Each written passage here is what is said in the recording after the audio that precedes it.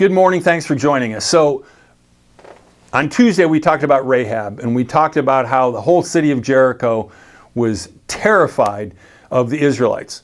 And they knew that they were going to overrun them. They'd heard what had happened with the Red Sea in Egypt and all this other stuff that had happened even out in the wilderness.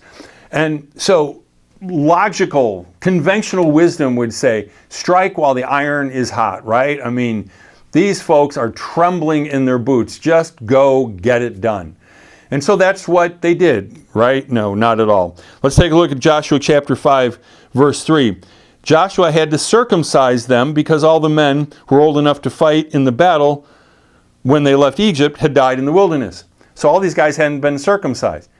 Well, that seems kind of odd, doesn't it? I mean, circumcision is going to take a little while, and the healing is going to take a little while, and it would actually leave you vulnerable. It wouldn't make any sense. Why would you do that, except that's what God said for them to do? And they did something else, and I don't know that it was on the calendar, because they followed a certain calendar, the same way we have Passover and we have Easter, and it's the lunar cycle. But he had them celebrate Passover. When the Israelites were camped at Gilgal in the plains of Jericho, they celebrated Passover on the evening of the 14th day of the first month. I just think it's kind of interesting. It's kind of like, okay, so instead of attacking the city and having God deliver the city into their hands, they follow this other path. Well, I mean, for one thing, if the guys in Jericho, if they're scared to death, well, maybe now they have time to put ramparts they can plan a little bit, or maybe they can figure some counterattack. And if they caught wind, if they heard that these guys were circumcised, well, they were incapacitated for some time. They could have been attacked. But in the end, Joshua, he's noted because he obeyed God.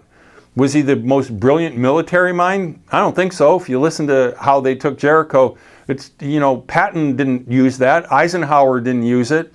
No, it's not like that. He just trusted God, and he did what God wanted him to do. So what do these two things represent? Well, for us, circumcision is really the covenant of Abraham, and that's the introduction to the faith. It's the entrance into God's family. That's baptism for us. So if you haven't been baptized, I always say, give me one good reason not to get baptized, other than your hair will get wet, which isn't really a good reason, it's just an excuse. Be baptized. It's saying I identify with God's family, and I want to be a part of God's family. And then also Passover, which for us the parallel is the Lord's Supper, which is looking back at what God has already done for us. We look at what happened at the completed work of Christ on the cross. He shed his blood, he laid down his life, and then he rose from the dead. And so we commemorate that. So does this make any sense from a practical standpoint? No, it doesn't. A tactical standpoint? No, it doesn't. And we need to learn this lesson, because as Americans, we're pretty eager to just rush into things. Let's get this program started. Let's do this. We want results. This is the best time to do it, instead of taking time to seek God. And I like what James Montgomery Boyce says here, and this is from his book, Come to the Waters. What we do is important, but what we are is more important. It is more important that God have our hearts and our minds than our swords and our other talents.